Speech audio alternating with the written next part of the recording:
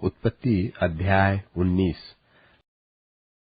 जब वह फटने लगी तब दूतों ने लूत से फुर्ती कराई और कहा कि उठ, अपनी पत्नी और दोनों बेटियों को जो यहाँ है ले जा, नहीं तो तू भी इस नगर के अधर्म से भस्म हो जाएगा।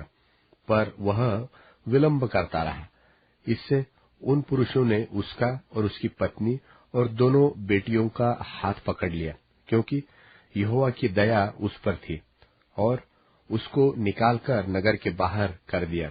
और ऐसा हुआ कि जब उन्होंने उनको बाहर निकाला तब उसने कहा, अपना प्राण लेकर भाग जा, पीछे की ओर न ताकना और तराई भर में न ठहरना, उस पहाड़ पर भाग जाना, नहीं तो तू भी भस्म हो जाएगा।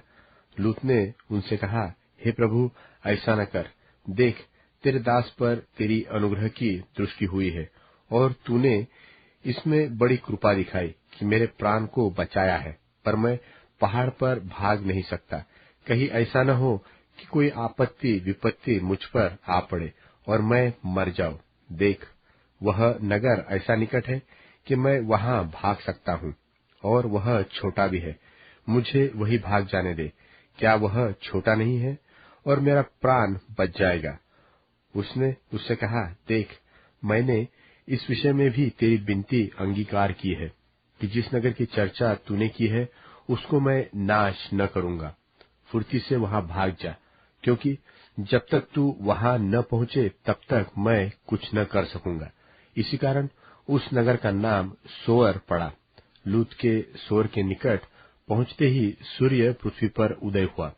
तब यहोवा ने अपनी ओर से सदोम और अमोरा पर आकाश से गंधक और आग बरसाई, और उन नगरों को और उस संपूर्ण तराई को और नगरों के सब निवासियों को भूमि की सारी उपज समेत नाश कर दिया। लूत की पत्नी ने, जो उसके पीछे थी, दृष्टि फेर के पीछे की ओर देखा, और वह नमक का खंबा बन गई। भोर को इब्राहिम उठकर उस स्थान को गया जहां वह यहोवा के सन्मुख खड़ा था, और सदोम और अमोरा और उस तराई के सारे देश की ओर आंख उठाकर क्या देखा कि उस देश में से धधकती हुई भट्टी का सा धुआं उठ रहा है। और ऐसा हुआ कि जब परमेश्वर ने उस तराई के नगरों को जिनमें लूत रहता था उलट पुलट कर नाश किया, तब उसने इब्राहिम को याद करके लूत को उस घटना से बचा लिया।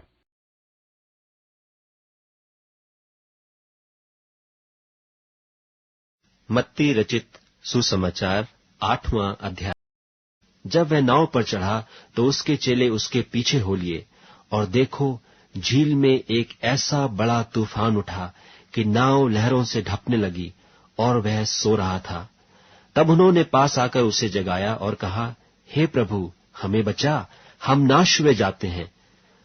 उसने उनसे कहा, हे अल्प विश्वासियों, क्यों डरते हो?